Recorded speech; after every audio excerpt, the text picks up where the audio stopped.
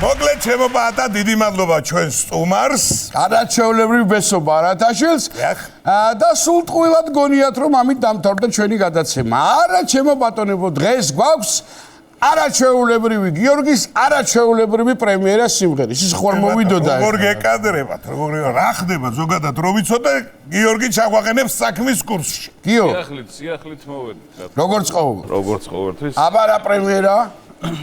ძველი სიმღერა, ნინო ახვერდაშვილის დაწერილი სიმღერა, დარდები ქვია, მაგრამ დარდი მანდები დაარქვიშენ. გავიქაროთ დარდები, ესე რომ ვთქვათ, ამ სიმღერით და იმღერა მორის ჯანაშვილმა. ჩვენი მეგობარი.